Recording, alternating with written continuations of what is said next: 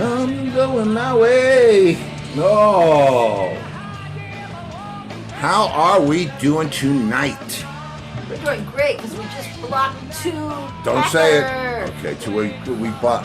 Yeah, because we did. We don't know where they're coming, but it's. I didn't say what kind. All right. Okay. But they are hackers. Okay. We read that. Well, they're certainly not. They're not here. They're not influencers. Okay, well, I just got a very nice email from my agent, and wow, I feel like I'm in the music business. Okay, so let's see, where am I? I'm coming. You have a rock and roll show. Yeah, no kidding. Whoa, here it comes. So it's Tuesday. Does everybody know about Tuesday? Yeah, do you know about that Tuesday thing? TWOSDA, right? Because it's 2, 2, 2, 2, 2. Should have seen her at 2:22 this afternoon. She almost hit the wall. Yeah. It's also Drew Barrymore's birthday. We knew you wanted to know that. I imagine Pat Romano already knew that. In fact, didn't we see him on the show today? No. All right. Okay. So let's see. I'll tell you what I gotta do. I gotta load this. See, sometimes things don't go quite the way they planned. It's been let's see. That's a different song. Sometimes. Don't I know it? Oh, you can't see evil, but it's there. You feel its presence. Wait. Christian Nelson then adds up to 8. What does? What? 2, 2, 2, 2, 2. Okay, so now ask Chris. I think it's more than that. Wait a minute. Hang on. No, that's all right. Ask him what the significance, especially on this day, would. What? It's not 8. It doesn't matter. Ask him the significance if he knows the significance of the number 8. All right, I'm asking him. What's the significance of the number 8 today, Chris? Yes, and it if you know. Adds up to more than 8. Because it's 2, 2, 2, 2, 2. Yeah, that would 2, be 10. 4, 6, 8, that would 10. be 10. But the number 8 happened to be John Entwistle's lucky number, and interesting that our new member to the party, new attendee, played on the Mad Dog album. Jimmy Ryan. Yeah, Jimmy Ryan. I mean, there were a lot of people that played on that record, but for those that don't know, that's a John Entwistle solo album from I think '75, and they did it at Ramport. Oh, they did? Yeah. Mm-hmm. So we have a lot to talk about, Jimmy and I. We've never met. We corresponded briefly with a DM. And I think I gotta have him on the show because the one thing that absolutely is for sure is the John Entwistle that I knew before 1987 was the bass player in The Who and made that music. I didn't really know a lot about John or anything. It wasn't like I had a secret John fantasy, or I never even thought in my wildest dreams. And The Who, I mean, those albums were, when I think about it, those were at the formative years in my musical career, my musical journey. And, some of that stuff really stuck with me. I guess obviously Live at Leeds being probably my favorite live album of all time. I would have to say that Next would probably be my favorite studio record, but the original one. But that all has to do with the time that it happened, in my life and how I was affected by that music. And I didn't know anything about those guys. I remember we heard them. We heard them for the very first time, and I guess I could look this up live. They were playing at at the Westchester County Center, and we couldn't get in, but somebody was leaving the side door open for us so we could actually, it was great. So you could what? So we could see it. Oh. I didn't know if you maybe could hear it. No, well, we were able, we could, what you saw mostly was Roger going back and forth and Pete going back and forth. And I don't remember seeing John because we were probably, that door was probably even with the front of the stage. So the PA would have been blocking it out, and you couldn't see Mooney. But we finally saw them I finally saw them, several people saw them at Forest Hills. And that would have been, I don't know, somebody can tell me. Because years don't mean much anymore. So you saw that show? At Forest Hills? Yeah. Yeah, and I never saw them till we were friends with John. Which had to be like really weird for you. The two things, it didn't, I never did that crossover thing, you know what I mean? I never did that. If anything, it was more with Leslie, John to me was just the best single musician I had ever encountered. Certainly, or one of the best, Keith Emerson, the guys I played with, but he was that good. That's all that mattered to me. I would have done everything I did, whether he was the bass player in the Who or not, because of the. Oh, what? Chanel said, "You got me. I don't know what 2 meant. It's the second month, February, which is 2. It's the 22nd, which is 2/2, and the year is 22. It's called something, a panamgram or something like that. Like a Palatine or something. Yeah, and this is one of the only times that you'll get this where it reads exactly the same backwards and forwards, which is called another thing. And upside down. And then upside down, right. The palindrome. Oh, thank you, Michael. Mega.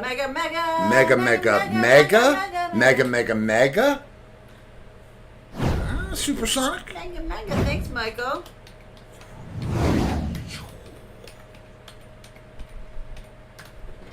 I got a special one. For tonight. The mega one. Right. So I guess Jimmy Ryan's coming in soon, huh? Yeah, he should be in soon. I played his. I'll play it again. Oh, and we got a treat coming up for you guys, not tomorrow. Oh yes. Well, did we not say what we said about that? Yeah, there's Jimmy. Right. And that's. I have to remember to ask him about Carly. Right, Carly Simon. Because. He's played with other people besides John. Right, he played with a lot of other people. And he was in the Critters. What was their song? The Critters? Something about Mr. Dying. Oh, Mr. Dyingly Sad. Mm-hmm. In case you remember that one. I do. I remember the Critters. I think they did that whole... They were part of the... What year was that? I could ask him, but he's not here, so I'll just look. We're getting requests for tomorrow already. Getting requests for tomorrow already? Mark Visconti wants to know if it's okay for an early request for tomorrow. How about RRC playing some Robin Trower? Is it Robin? I'm not sure if that's rough. Video. You have it audio? Maybe. I'd have to really search for that. Oh, Anthony Gisandi is in and asking a request. You don't even come in. What does Anthony Gisandi? I remember him. He's from. You might want to say hello first, Anthony. Hi. AG, tell me what you want to hear. Procol Harum. Yeah, that I can do. Procol Harum. Let's see. Yeah, really. How about that? Gary Brooker. Oh, now he says LOL hi. Hello, Anthony. Let's see what we have here. Okay. Wait till Michael comes in. What do I have? So anyway, you know, it's been a crazy week, and I'm so excited about the. I said in this whole day, I've said the word record deal, label, and agent without being angry. Yeah. I tell you, my mind is fried with what's going on here. Let me see what I can find here. I'm just looking for something. I don't mean to not look at you while I'm speaking to you.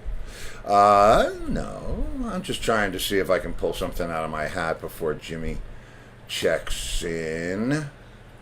Oh, that would be appropriate, but who knows? Let's see. And what about this and that? Nah. I just saw this. I just saw it. I swear that I did. What is it? Let's see. Well, I don't want to say because if I don't find it, then they'll be all upset. Oh, okay. But I did find it. So listen to this. We got a gift in the mail today. Oh, wait a minute. From Joe Kaluta. Oh, good old Joe Kaluta. Sent us a king cake with cream Bless his cheese heart. in it, and it's delicious. Thank you, Joe Kaluta. All right, let's see what we got here, kids. For those of you that might know, Joe Kaluta plays keyboards with Randy Jackson. Is anybody hearing Sometimes. music? I don't think so, right? I don't hear any music. There's no music. Why? I don't know. And Joe's been on our show before. Yeah. And boy, do I have a first, guys. I got to be very proud of myself. Guess who called me for streaming help today? Randy Jackson! And Steve helped him! It's the truth. Yeah. It's the truth. So I hope you're going to see some Randy shows pretty soon on multiple platforms. Okay, Anthony Gisandi says Procol Harum singer just died. Yeah, I We know. Which is why I was trying to find this. Is it going to play? Oh, maybe it is. Yep.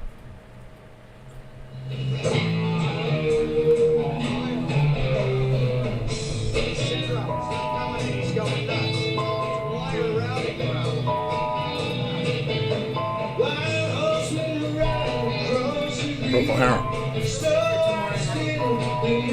No, that was where'd my shot go? There it is.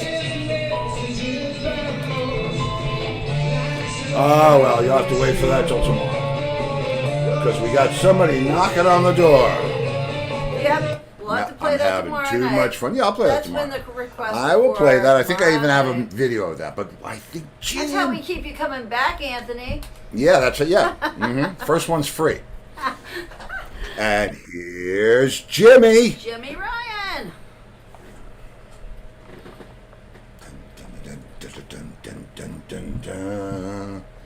Hey! No.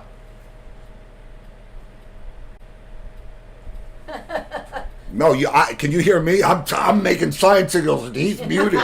Yeah, your mic is muted. Your mic is muted. I wonder if I can unmute it from here. Ask to unmute.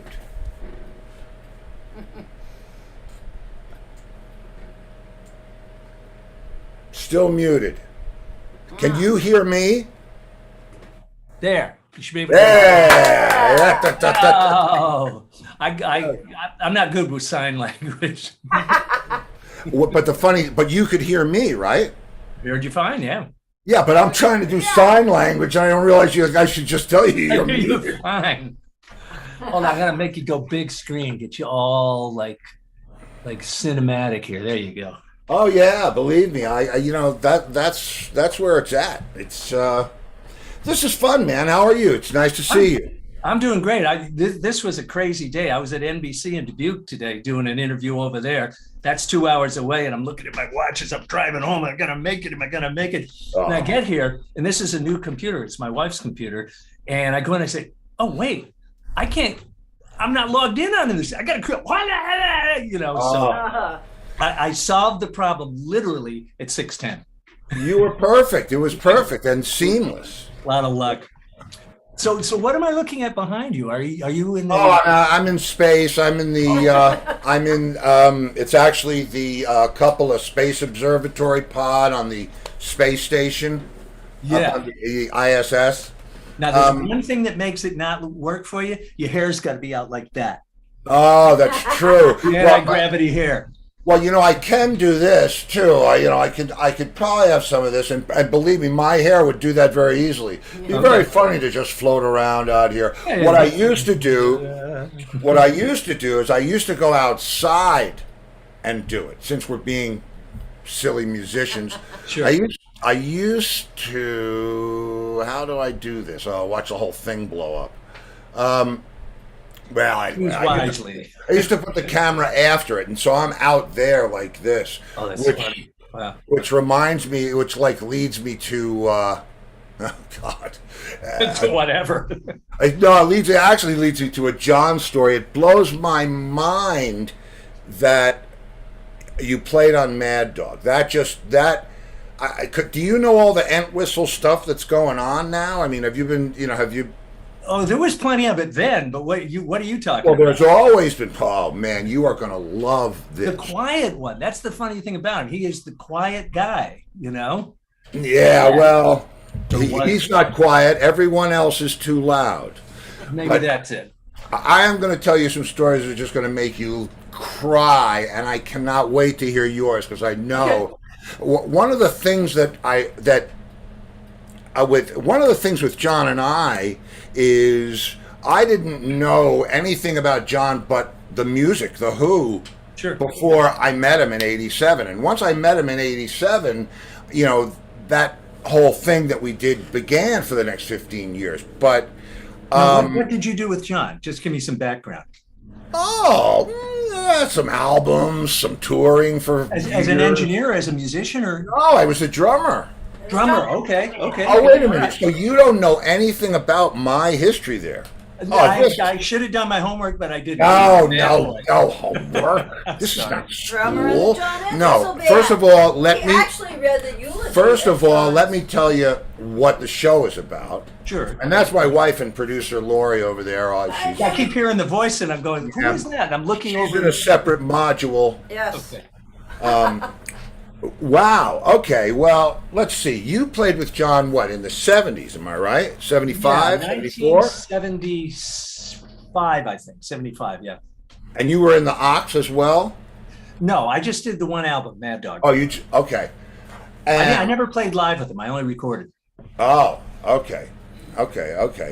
which is always my preference. Well, especially yeah, unless you're the drummer, then you kind of want to see that rodeo Oh, I that see, goes yeah. on stage.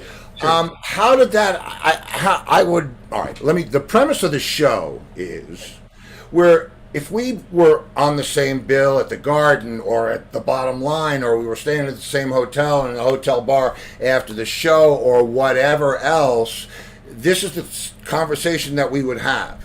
Okay. And because it's never an interview, Slightly. it's just us talking and people listening. This is shop talk to me, and this is the same conversation I would have have with you on the phone or in the dressing room. So that's Cool. that's it's just no gloom, no politics. Everything else is gold. Yay. So I'll tell you how it. Well, no, tell me how it happened for you. How did you meet?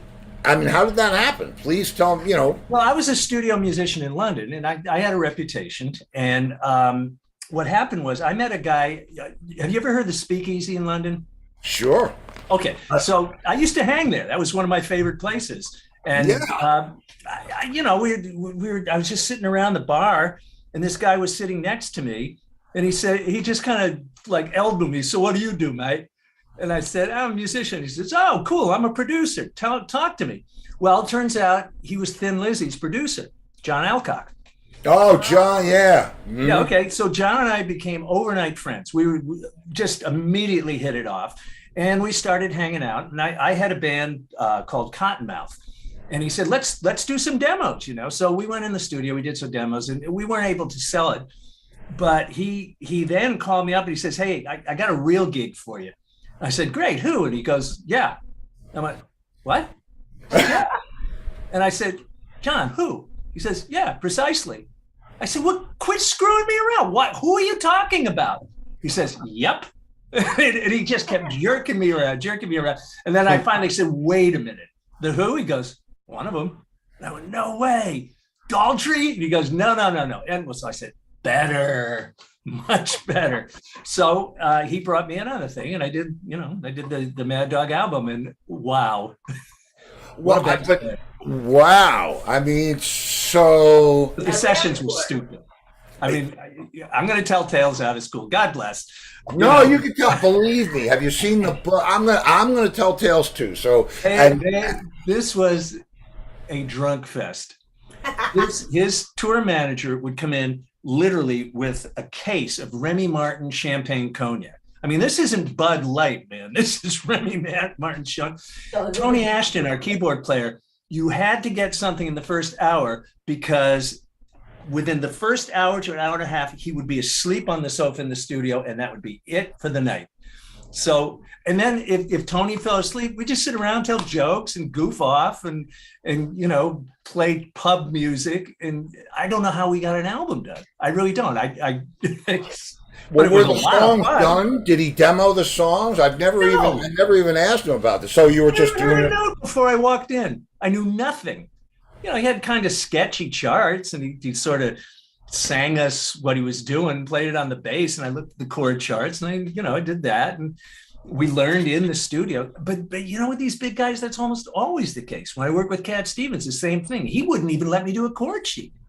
He said, no, you just listen. I said, well, I'm less likely to make a mistake at the third round of the chorus. He says, I don't care.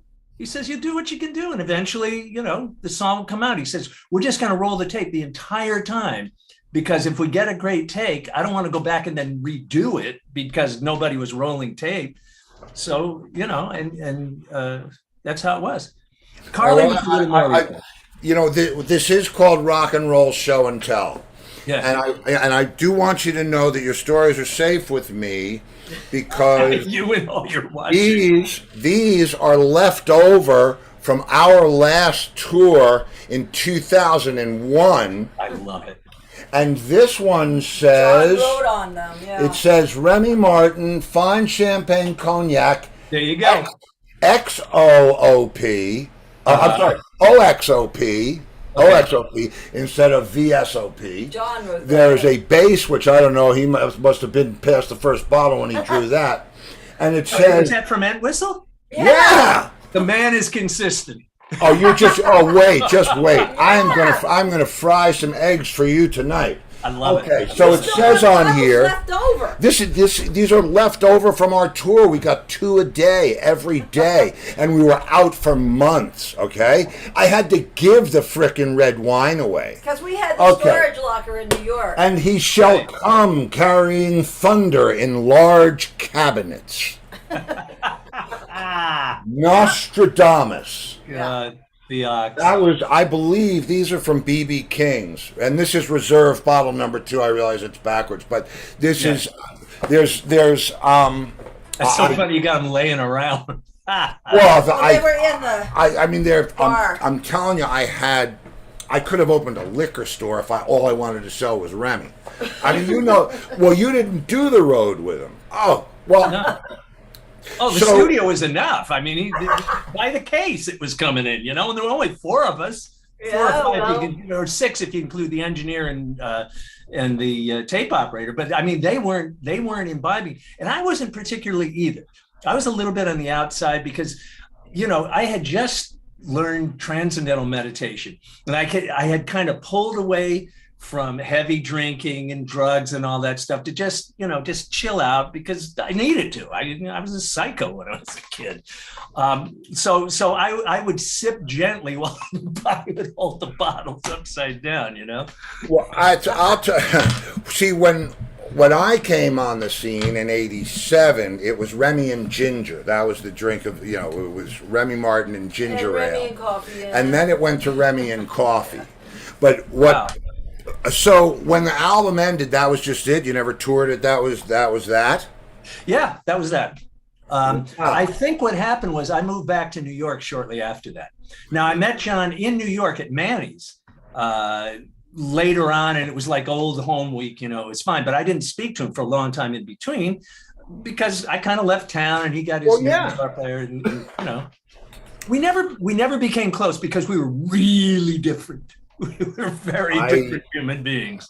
Yeah, but he accepted no matter what. I mean, I hate to sound like the Entwistle Authority, and I'm not. I mean, there's, you know, but he accepted people for their gifts.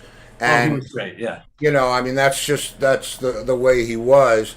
But all right, so let me give you my half of the coin, and I'll try to do this in a very. Well, you and John became fast. Yeah. I'll have to do this in like the Reader's Digest version. It will be here all month. All right. It's NAMM '87, summer of '87, June, in fact, at McCormick Place, Summer NAMM. And my front of house guy says, well, I was in a band from New York called Rat Race Squire. And when we were coming up as kids, we did Live at Leeds. We did all of Tommy. I mean, but we did it. We, you know. And, amongst other things, Led Zeppelin. Yeah, I mean, we did all, that wasn't all we did. We did everything from Mahavishnu Orchestra to You were doing Mahavishnu Orchestra stuff? Oh, hell yeah. Who's playing guitar in your band? Oh, Mark Hitt. Man, we got a lot to share, but that's, you know, yeah. Oh, get your cobham chops going, huh? That's where, man, that is where it's at for me. And I did a clinic with Billy. So anyway, so here, I'll give, so this is like I said, I'm going to rush as quick through this as I possibly can. Cool. So our front of house sound guy for Rat Race is playing with John at Music Mess, a guitar player, fantastic. John said he's the best guitar player he ever heard. No pick, you know, that, and very unique runs. Okay. And so he says, I have this band, you know, are you doing Summer NAMM? John said, yeah. He said, they're at Music Mess. He said, well, I want to introduce you to these guys, right? And this is perfect. You'll love this. I'm going to give you this part of the story verbatim because it's worth it. Sure. We're standing out in front of McCormick Place. It's 2:00 in the afternoon, and who comes walking up but John Entwistle, wearing the leather coat and the spider and the cowboy shirt and the Wrangler jeans and the suede beetle boots and the hair and the, you know, and he just comes walking up out of nowhere and he goes, hi. And Joe said, John, Steve, Dave, John Entwistle. And just as we get introduced to him, a seagull passes over and drops one right on his shoulder. Oh, God. Oh, no. Oh, this is, and he looks at it like this, reaches into his pocket, pulls out a napkin, does this. It's not coming off, and he goes, oh, and says, shrimp. Oh, no. Oh, God, I'm gonna vomit. Okay, so all right, well, we're past the hard part. So I said, man, I said, huh? What's that? I said I was going to vomit. Oh, okay, no, I don't want that. No. So I said to him, you want to jam? And he said, anytime. That was it. So that was like giving me a license to steal. I went on the NAMM floor. I said, who's having the biggest jam? They said, Kramer has the biggest jam. They got Eddie Van Halen and Leslie West and Dweezil Zappa and Neil Schon and, you know, all those guys, all the guys. And they're having it at the Vic Theater. So I go over there, and it turns out that a friend of mine is working, a guy named Doug Brown is working for the company. And I said, Doug, how you doing? What's up? You gave him drum lessons before. I gave him drum lessons when we were kids. And he said, not much. What's going on with you? And I said, well, I'm playing with John Entwistle, and we're looking for a place to play. Oh, yeah. Well, I don't know, man. You know, a lot of people want to play. So he says, hold on a minute. Yeah. Right?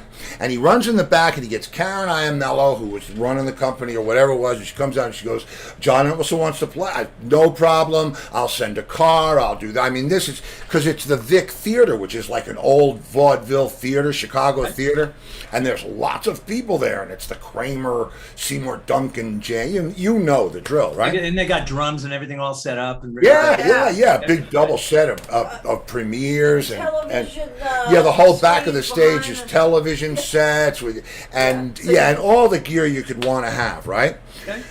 So they send a limousine to my motel. And the limousine's got to be a little longer than a motel is wide, right? I get in this thing, and they said, "Where do you want to go?" I said, "To the Drake, please." They take me to the Drake. John comes walking down right on time with Andy. Did you know Andy, the roadie, Andy? Yeah, I'm not sure he was the roadie at the time. Yeah, might not have been. He might. The roadie that he had that would carry the thing in was the same one when I worked with Crazy World of Arthur Brown. It was the same guy. Yeah, I worked with Arthur Brown too. Oh. Yeah. Was that wasn't when Palmer was in that, was it? Yeah, I think it was. But he wasn't Palmer at the time. He was just, Yeah.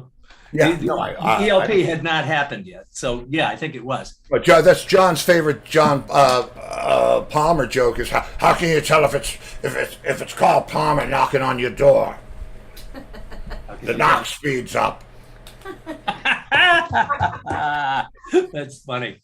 Yeah. So anyway, I come pulling up to the Drake in this ridiculous car. And John looks around, but he's too cool to say, what the fuck is this, right? Yeah, right. So he says, "Where are we going?" I said, "I don't know. We're going to play, we're going to jam. They got gear." And he says, "Well, what are we going to play?" And I said, "Well, we'll play some Who songs." He said, "I don't know any."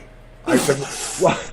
Well, it had been 7 years. It's 87, so I haven't played. I said, "Well, we know them, and we'll teach them to you." And he says, "Okay." So we go down to the bottom they pull up to the... And Whistle is joking with you, right? He's saying he doesn't know any. No, he forgot how they went. It's not that he forgot them, but believe me, he was not joking. Yeah, back then, if you said... Oh, all right, and it's so totally John, and you'll get this all the way to the bank. So we go down into the dressing room row, and we go down the typical dressing room stairway that you would picture in like West Side Story or whatever. The old theater and shit. Right, but he's like, we're gonna jam. What the, and they take us to a dressing room that has his name on it. We're in there, and so then the guys come. He doesn't realize what's going on. He thinks we're going to the Limelight or something. So. And he never leaves the room. We never leave the room. The band comes, and he says, "What do you want to play?" And they said, "Well, we'll do the medley from Live at Leeds." And he says, "All right, well, let's go through it." And they go through it, and, not plugged in, just playing through. And he says, "You guys even learn the mistakes." So we said, "Well, as long as you remember them, we'll be okay." Yeah, right, exactly. And so we go out on stage, and there's thousands of people there. It's a stage with smoke machines, and it's because he hasn't seen anything. And so they say that, "Mr. Entwistle, 5 minutes." So I go out first, big security guy, me, John behind me, band, another security guy. We go down a little narrow old vaudeville hallway, up the narrow vaudeville staircase, where I'm at the top in the wings. John can't see anything, and he hears Dweezil Zappa say, "Ladies and gentlemen, John Entwistle," and the place goes, Of course. And I said, "Let's go, man." And we went out and we did Live at Leeds, and so we did a lot of stuff, and we pulled it off, and it was so much fun that we started doing what you're doing, drinking Remy, telling jokes, telling stories, telling this and that and the other thing. And that's where it started. And for the next 15 years, we put a couple bands together. We did a bunch of projects together. We were looking for stuff to do. He used to call me up at 5 o'clock in the morning, midnight my time, 5 o'clock, and say, "Go check your fax machine." And he'd send me a fax of him giving me the finger. It was like at 5 o'clock in the morning. It's just crazy shit. And he wasn't living in London anymore. Yeah, he was down at Corwood. So but we became the absolute best of friends. Yeah. And we did the John Entwistle Band, we did the live albums, and we did the studio albums, we did the television show, and it's all history stuff. But the part of it that means the most to me is when he passed. Did you know Bill Kerbishley, the manager, their manager? Well, I knew of him. I didn't meet him. Well, Bill called me up and he said, "Steve, I've got something rather daunting to ask you." And I said, "What's that?" And he said, "Well, the boys and John's family would like you to read and write and read the eulogy at St. Martin's in the Field." And it was like, yeah, okay. St. Martin's in the Field? Yeah, and in Trafalgar Square, that's where they had the memorial. I know. There's an orchestra that's St. Martin's in the Field. That's a wonderful orchestra. Yeah, yeah, it's an That's amazing gorgeous. place. I mean, I was, It's in Trafalgar Square. yeah, it's in, yeah, well, you know, yeah, Yes. but it was, Now, did you No. go there to do this, or you just? yeah, Yeah. yeah. Well, I lived at the house. I had my own cottage. Eventually, I used to live in the main house until Lisa. I don't know if you know about Lisa. It's another story, but Lisa who? Lisa Johnson, Lisa Johnson? Pritchett Johnson, his last girlfriend. After, No. well, you're in the I knew his 70s. wife. I knew. Yeah, you knew. Yeah, Allison. Allison. She's Yeah. still doing very well, and so is Chris. Did you ever meet his son, Chris? I'm not sure. Did he have a son in '76? Maybe not. Oh, wow, I I don't don't know. even I know. doubt No, it. Yeah, there were no kids around when I was there. Wow. Yeah. Well, Chris is. I mean, we're still like like this. It Great, great. keeps me connected to. Now, why didn't you play with the Who? I mean, I heard they were looking for a drummer at one point. Well, I'll tell. Okay, I'll tell you that. I said to John, I said, "Listen, man. You know, this is you guys are going to do this thing. Shouldn't I be the drummer?" And he said, And you know "You don't the want songs. to. You don't want to be in that band, Steve. They'll make your life miserable." Yep. And I said, "What?" He said, you know. I said, "Look, let me write Pete a letter. And let me just say, look, I'm this, I'm that, I'm no. I got chemistry with the bass, blah, blah, blah, blah." So I write this letter to Pete. I never hear back. John gives me the address. I never hear back. And I go to see them, and they had picked Simon Phillips, who actually didn't work out, in the long run. Simon And was good, but he wasn't Moon. Moon was Moon. yeah, Moon was Moon. That's all you So- gotta say. Moon was Moon. Yeah, and so I go to see them play where at Giant Stadium, maybe. John said, come see us play, and I'm in the green room, and I'm standing, proximity to Pete. I don't know Pete. I had never met him before, and he just strikes up a conversation with me. I said, "You guys sounded really great tonight, man." I said, just old enough to be young, just young enough to be old. And he says, "Do you know the prime age to climb the Eiger?" And I was like, well, no, I don't. Not something I think of daily. No. And he says, first thing that came out of his mouth. 38 years old. So you're smart enough, you're wise enough, but you still have, right? And all of a sudden, John sees me talking to Pete, so he thinks I'm over there saying, "Man, get rid of this guy, come on, it's me." And he does O.J. Simpson over the furniture in the green room where the food is. And Like O.J. Simpson in the airport. And he didn't kill anybody. And he grabs me like this, bear hugs me from behind, right? Now, Pete I haven't said anything except that, you guys sounded really good. And he's got me like this, so I slip out of the bear hug and I turn him around. Now I have him in the bear hug. Okay. And he does this. "You see what happens when your drummer is bigger than you are?" So he told Pete that I was the drummer. Yeah. Okay. Uh-huh. But it was too late because Simon already got the gig. Yeah. Well, I you know what? I think, to be honest with you, and to be fair to the Who and to the legacy and the fans, I don't know that the Who as it is. I think Zach Starkey is the best pick in the world for that band to play. Yeah, I really do. I think he. I don't know that my brand of what I did with John, which was when somebody asked John to describe the band, he said, "Well, it's bass and drums and some other guys." I mean, it was a bass solo with some words and chords before. Okay. Yeah. I'll send you some stuff, but so that's anyway. What I was getting to is, Sure. and you'll love this. I just made a deal with a great label called Deco Records for a 2-volume set of rarities, right? Okay. Stuff that we never released. I mean, we did a kids program, and we had This is Entwistle stuff you're talking about, right? yeah. Oh, okay. Yep. So I called up Chris, his son, right? And I said, man, I really want to do something cool. It's just like rarities. It's stuff that no one will ever hear, and, I want to do it right. And so I said, can you help me think of a name? And he says, Oxzoomed. Very good. Yeah. Rarity. Very good. That's very clever. I love it. John's son. John's son, man. So, Getting yeah. back to something you said earlier, you were talking about you don't want to be in this band.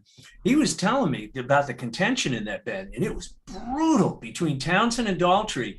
It was bad. Daltrey would do the mic thing like this, and he would try and hit Pete, And then Moon would already have a cymbal unscrewed and ready to go. And he'd run, try and Daltrey, you F whatever. And he has a cymbal. He's playing drums with one hand like this and holding the cymbal like a Frisbee. And he's about to slice Daltrey's head off if he hits him. God. So there was some badass blood in that band. And I don't know whether you would have gotten dragged into that. Probably not. I think so. I think what would have happened is I wouldn't have had the tenure. You know what I mean? I wouldn't be the drummer in the Who. I'd be the side man. Yeah, I'd be Entwistle's friend who snuck in the door, and I've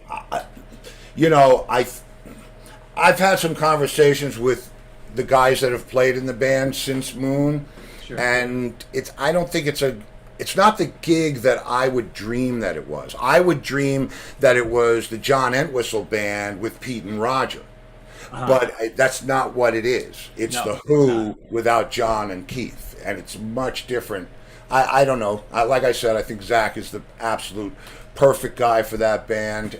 Right temperament, great look, good energy, and plays. It fits. So it works. But isn't it ironic that the remaining two members are the ones that hate each other? I was thinking about that today. I was thinking, when we were talking about things. John was the peacekeeper. Because John. Yeah. I went after when John. One of the things that I did with him was we were going to make a documentary, right? Mm-hmm. And it was before he was going out on a tour. The Entwistle Band had the summer off. He was doing a Who tour. I say so. Anyway, none of these stories are short. I go over with one guy, right, because I wanted to be into it, and we just start talking, and John and I are just doing what you and I are doing now, and we're getting little cherries of this and that, we're telling stories and blah, blah, blah. But the film never gets finished because the finance guys, the rest of that story. But John named it. It's called An Ox's Tale. So, Tale, right? Very clever. Yeah, sure. And they were going to carry it out. Anthill was going to include it in the merchandise. I mean, it was like, wow, great.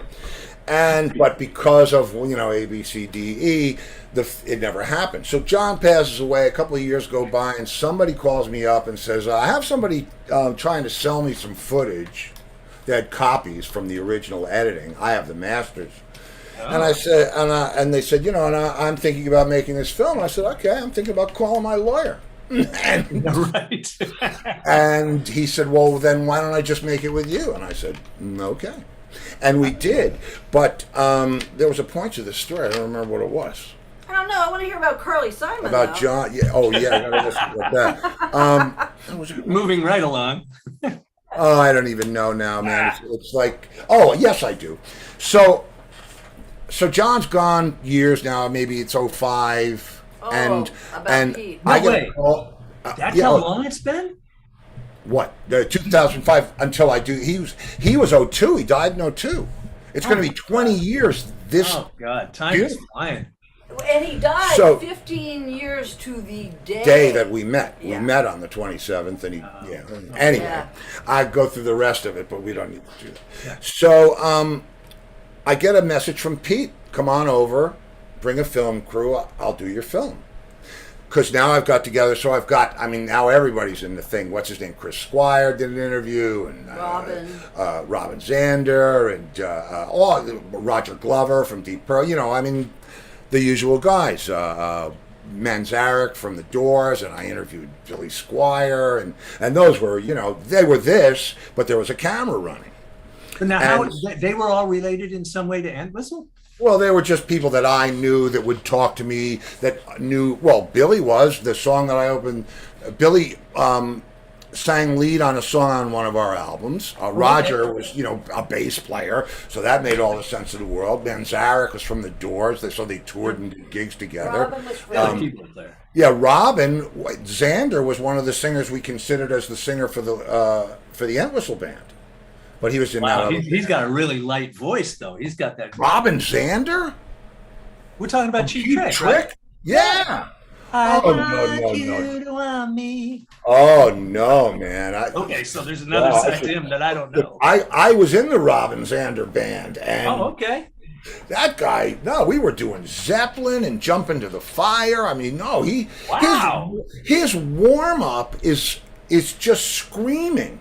Ha! At the top, he said, "I'm going to go in the other room because I've never heard a singer do it since or before, and it's Going into a primal scream, right? oh, I'm telling you, man, it's a Yeah. yeah. I mean, so loud, like just And he never got nodes or blew his throat out, or he did get some stuff going on, but he was saved.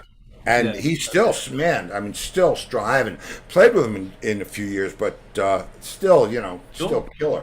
So anyway, I'm gonna. So Pete says, "Come to the boathouse." I don't know if you guys went to which Peter? We're talking about Townsend. Townsend. Okay, good. Townsend says, "Come over. I'll do your film." Oh, I okay. said, "Okay." I hire a crew. I go to Bobby Priddon lets me in. I'm sure Priddon was there at your sessions. Had to be somewhere. Don't know as he was. The name doesn't ring a bell. Oh, okay, it doesn't matter. Only a few people came to our sessions. Nobody from the outside ever came in. Well, Bobby used to work for John. He engineered our stuff at Quarwood, but again, another story. So Pete, I have a film crew, and my partner in the project, and we go and we set up the shot at Pete's live room. Right, we're sitting there. And I'm expecting him to give me 12 minutes, maybe 14 minutes, 3.5 hours. Ooh, that's a long. You can't imagine the stories that I have. Oh man, how do you? I mean, that's a series. That's not a film. That's a series. It's and he was so great. I mean, because it wasn't like we weren't doing an interview. We were two guys on opposite ends of John's career.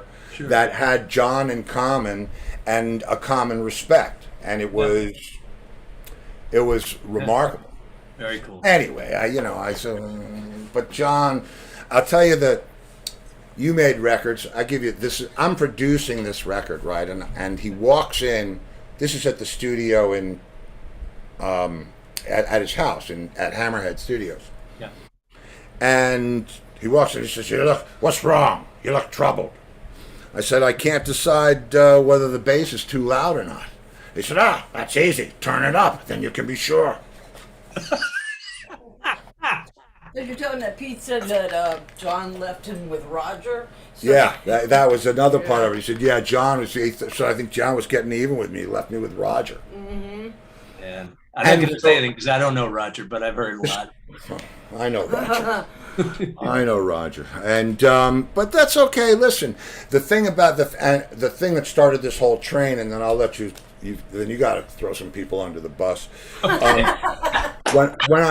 I talked to Pete, when I talked to Pete in this interview, I said, give me the beginning. He said, 11 years old, went to school, 11 years old. That's a very much different a relationship than meeting the tough guy Daltrey from the High Numbers, who was the guitar player, which John was playing guitar at that time too, had to switch to bass. Okay. All right. So, well, we were in Roger's band, you see. Wow. And that's Pete talking? Yeah, we were in Roger's band. Okay. Yeah. Wow. So there was some weird shit going on there. And Roger, now I see the contention because Pete did all the writing and Roger probably hated that. Yeah. Well, I paid all the money. Yeah, I mean, I can tell you this. They just sold that catalog to Universal for astronomical numbers. Of course. And the reason that I know this is because Entwistle was the second most prolific writer in that band. And his son got and Chris told me what he got. Yeah. So I got to figure Pete bought maybe a planet. Well, I mean, just having Tommy being made into a movie, the movie rights alone, even though it was a dumbass movie, But he's not looking for handouts. He's good. He's fine. And it's funny that you mentioned Speakeasy. Yeah. Because you hung out there. You'll remember the ashtrays, right? They were black with gold. No? I remember the coffin going in. I don't remember the ashtrays. Okay, because I have one. John gave me one of those. He gave me a Stringfellows something. I used to go into the Speakeasy with John. Yeah. Fairly often. you know. That was one of his favorite hangs. There, the Bag of Nails. When were you there? When was I there? Yeah. Not until the 80s. Yeah. Oh, okay. So I missed you by 5 years. Yeah, but that's okay. I He picked had it that up. house in Roehampton. Yeah, he was living in Roehampton on Pope's Lane, I think, at the time when you were with him. Yeah, maybe. Yeah. The only thing I remember is a small house. He had a full pub in the basement. A real pub, you know, full bar, everything. And upstairs he had a full studio with tape machines and the whole thing. And for me, you know, I'm just starting out as a guitar player. The idea somebody has a recording studio in their house. Now, everybody, you know, nannies have recording studios. Right. You know, but in those days, that was, I was very impressed. But the thing that was the funniest thing is in his driveway, he had an Imperial. Do you remember Chrysler Imperials? Sure. Okay. Well, every car around was like a little Mini, an Austin Mini, not the hot rod BMW souped up ones we have over here, but the crappy little, you know, with the 2-cycle engines in the front. And he's got this ferry boat in his driveway that's the full length of the house, this gigantic car. I said, you ever take that thing out? Not that often, you know. Yeah, but you know, he never learned to drive. Get out of here. Oh no! No! Oh God! He never learned to drive. He had. So what is he doing with an Imperial? He had a lot of cars. You like to drink in it. He had a He would be that's good. it. Somebody else drove. He had Kenny. Yeah, Kenny, you had to know. Well, I mean, you didn't have to know Kenny, but he was your time. When they were doing all the fringe stuff, all the leather and all that stuff, it was Kenny, his driver, that made all that stuff. What are you doing? Yeah. So that's, so, and we went to, was he at Corwood? Did you know about Corwood, the big country house, the, like, you know, 53 rooms and the... I don't know, because I only spent one evening at his house. We all went over there and hung out in the pub. The rest of the time it was just the studio. It was kind of businesslike. I never got to the level you got to. I mean, I was just like the studio guy from the outside who was a little weird because I wasn't drinking gallons of Remy Martin. So I think I made him nervous. Well, Steve didn't drink. Yeah, I didn't drink. No, I didn't drink. I mean, I did. I've been trashed with him, you know, Steve legless smoked as he pot. calls it. But yeah, see, I was always a pothead. Yeah. Oh, okay. Yeah, me too. Yeah, but he was. Yeah, hence Cottonmouth. Yeah, I've told this story a million Exactly, times, yeah. but you'll love this. We're playing BB King's, right, in New York. Yeah. And the promoter comes into the dressing room and he goes, Steve, I know you love the good weed, man. You got to try this. And he hands me this joint. And the minute I taste it, it's like, oh my God, it's like heaven. I said, John, you got to try this. No. I said, what? Because John didn't smoke. John didn't. No, he smoke didn't. cigarettes. Yeah, he smoked cigarettes. So I said, John, aren't you the guy that, you know, the best of everything? Isn't that you? This is the best. Twist his arm. And he goes, right. And he goes, and it's so funny, not even like a cigarette. He goes, right? I said, hold it in, no cheating. And so the evening goes on. It's finally time to leave, and we hop in a cab because we're only a few blocks away at a hotel. And he says to me in the cab, Steve, when does this stop? Oh, right. If he's not used to it, probably got it. Yeah. Oh God, He was getting paranoid. Oh, he was getting all and Sure. the jokes, the best. My favorite times with him. You know, your interviews are going to run over because it's 5 till 8. Oh, And shit. we haven't even talked about Carly Simon. What time is it? Oh, my God. Holy man, can we do part 2? Sure, absolutely. Okay, cool, good. Because this is nuts, man. I mean, this is just. I know. When you reached on Facebook and you said you played guitar on Mad Dog, especially I was on like, Mad- wow. That's just. There's somebody that played with John on Mad That's Dog. like, man. You're the first person to ask me about John. Everyone else wants to know about Carly and Kat and Croce and, you know, all the C's. Well, if I would ask you about the Critters, because I remember the Critters. Oh, dang. Okay. Oh, hell We just yeah. had Frankie Carr on. But let's go. Yeah, we had Frankie Carr. But let's go to Carly Simon. Who was playing drums then? Newmark. Oh, right. That was okay. Well, I mean, in the initial phases, Andy was there. Andy and I and Paul Glanz, who was the final keyboard player for the Critters, had a band together called Ivory.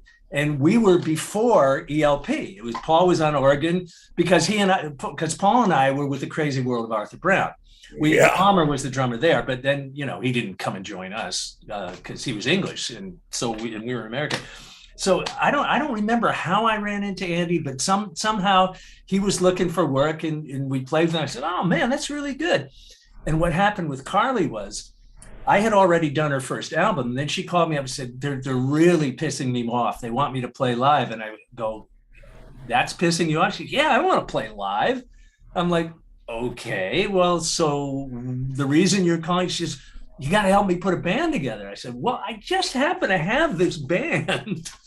And so they came over and played, and she loved them. That was the band that did the whole Anticipation album and the tour and all that stuff. Wow. Well, you see, she was, from what I understand, I don't know her, but she used to get almost debilitatingly nauseous before every show. Yeah, that's what we heard.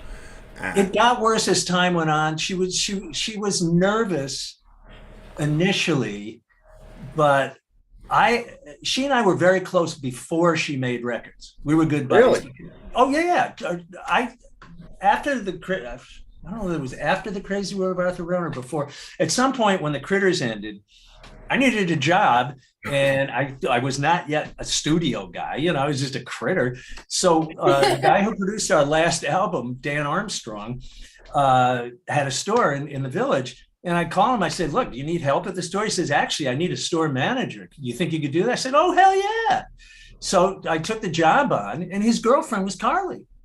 Wow. And at the time, Carly was a secretary. She wasn't, she hadn't done an album or anything. Wow. And then eventually, after a year or so, I started getting jingle work as a guitar player, and she started getting jingle work. So we were doing jingles together. And then eventually they broke up, and I left the store because I was getting enough studio work to support myself. And she called me and said, look, I just got an album deal. You want to come play in my album? I said, oh, hell yeah. Sure. Wow. And then I did 21 years of active duty with her. That's great. Man. Is that what all those gold records are for? Is that what the hardware is from Carly? Or well, no, let's see. I'll take you the tour. This is Carly. This is Hotcakes. That's No Secrets, which has you. So Vein on it. This is You Don't Mess Around with Jim Croce. Yeah. This is Coming Around Again. And there's a platinum one on that wall that you can't see. This is Cat Stevens' Buddha in the Chocolate Box, and this one is Anticipation. That's awesome, man. Thank you. There are more, but you have to buy them. Nobody gives you these damn things. Yeah, and you have to prove that you're on the record. I said, all right, the wall's full. Who cares? Yeah. I'm not like Jimmy Braylauer. You know Jimmy? Yeah. Jimmy, I was in his house, and he absolutely blew me away. I went into his den. There was no wall space and barely any floor space for the gold records. He loves to get them. So he'll just shell out the money. But legitimately, he's played on 50 zillion albums. So, he's. You'd have to pay over $50 billion. Yeah. I hope he got paid well. I mean, in the 70s, these were $110 a piece. Oh, I know. I'm sure. So now, and now let's see if you know this. You must know this. How many? Pick any one of those records and count the track list and count the bands. Oh, it's the same one. Every single one. Yep. It's not the really. It's not the album. No, it's not the album. Yeah. No, and they do a photocopy of the label and glue it on, and here's a photocopy of the cover itself. Yep. This is the thing you need, though. That's the RIAA. Yes, the RIAA. Yeah. That's what you pay for. John used to have a wall in his house just for the platinum records. Oh, sure. And the other ones. It was in that movie, The Kids Are All Right. Remember? Yeah, but the other, they were in the bathrooms. He had them all. It was crazy. I know. I saw them. Yeah. And did you? Him and Tommy James, same thing. I mean, Tommy James wrote so many hits; it was ridiculous, and he had a whole theatrical wall of them. He's still out there doing it too, man. God bless him. I asked him. He lived in a very modest house in New Jersey. I did some work with him, and I was over there. We were hanging out in the pool, and I looked at the wall. I said, Tommy, something doesn't add up here. He goes, what? I said, there's enough gold in here, to start a gold rush. And I said, no offense, but this is a modest house. He says, I know. And I said, how does that happen? He said, Morris Levy. Ah. I said, what, I mean, I know who that is, but what does that mean? He said, Morris did really, really well. I did not. He said he just got totally ripped off. Ripped. And well, Yeah. There's so much of that. Yeah, it's really sad how much of that I hear, and the more of it, that's why, I don't want to. We got to talk about other things. Yeah, that can become a dark subject. Yeah, because that's talk to Billy Joel about it. I've had everybody in his band on this show except for Billy, I think. Oh yeah. Well, that's Tommy, I don't think the guitar player. I don't think I've had on, but Mark Rivera. I don't know if you know or not. I know Mark very well. We used to play in bands together. The Bitter End and did club dates and all that. Sure. Okay, so Mark, when I was thinking what's coming next, after I moved to Florida, I was doing art. I've always been an artist. And somebody said, oh, that would look great on shirts. So I did this really high-end line of the craziest shirts you can possibly imagine. Rivera wears one every time they play Madison Square Garden. Nice. Yeah. Good. Does he say, by Steve Luongo? No, I don't. Well, not very loud. Eddie but Money used to wear one too. Eddie Money used to wear them every show. Oh man, it was good. Are you still doing them? Oh yeah. In fact, right before the evil pandemic showed up, I was about to do a deal with Saks. Wow. And Saks is very forward thinking. They like new designers. They like artists. So think of having the original art, you auction it off from Mount Sinai or whatever it is, and then you have the shirts. It's like, and I couldn't wait. And it was right before the holiday. I'm thinking to myself, I'm going to make a fortune. And I said to the girl who was running the fashion department, the men's luxury fashion, when do you need these? She was the men's seniors buy. Anyway, she said, oh, no, this won't be until fall of 2020. I said, when is that? She said, June. I said, okay, I'll wait. Okay. Still waiting. Oh, man. Oh, yeah. No, she ended up leaving, and I have a contact there anytime I really need it. But I want to find out what's going on in the world, and I don't know that's, a bunch of things have happened in the past couple of years. You go where you're led, right? It's so funny. I would have thought Saks was a really conservative kind of company. Bloomingdale's for sure, but Saks? No, Saks, but Saks is artsy. And if you look, if you have been in Saks lately, the new guy that runs it had all this amazing glass done. It looks like the Museum of Modern Art now, and it's all colorful. Colors. It's filled with color. So no, they're very forward thinking at this point. Cool. I would have thought conservative too, but yeah. So taking them Bloomingdale's. There you go. I was Saks, Saks. All right, okay. Saks. We had one in my town when I grew up, Saks in White Plains, New York. So, I don't think I've ever shopped at Saks. I mean, I was, they always did the good Christmas display and all that, but they did do the. Well, you see, for me, Saks has a little bit of trauma because that's where I used to go and get my school shoes. Oh dear! That he did not like. I mean, I wanted to go to Flag Brothers for the tie-up sure. with the Cuban heel, and my mother would, those would be so bad for your feet. So I'd have to wear whatever, Okay, well, another story. Okay, so did Angus, man? First of all, we have to do part 2. Absolutely. I didn't play my commercial, which I'll play it twice tomorrow. Okay. I barely have enough. This is and the one thing you didn't mention was this. Oh, look, that's right. Yes, please. You mention it. Tell us. Okay. Behind Autobiography of a Musical Shapeshifter. This is a series. This is a series of short stories. I'll just put it down. Actually, I'll hold it like this. Hold it like that. Hold it like that. It's a series of short stories about my personal interactions with all these people that we mentioned and a whole bunch more. I mean, there's 30, 40 people in here that I played with.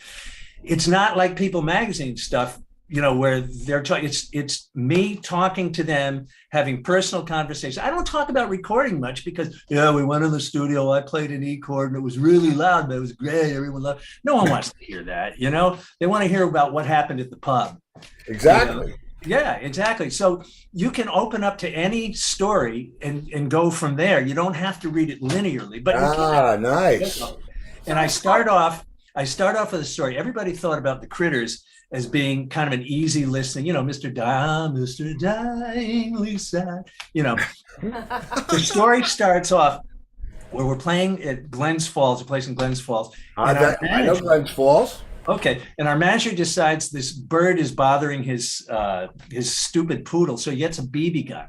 Well, after the gig, he's gonna hit the bird. It won't kill him, but it'll sting his little butt. After the gig, he thinks it's a good idea to slam on our doors. We open the door, and he goes in and starts shooting the BB gun. And all he's doing is breaking ashtrays. And at one point, he hit my Orange Crush on my nightstand and started peeing all over my shoes.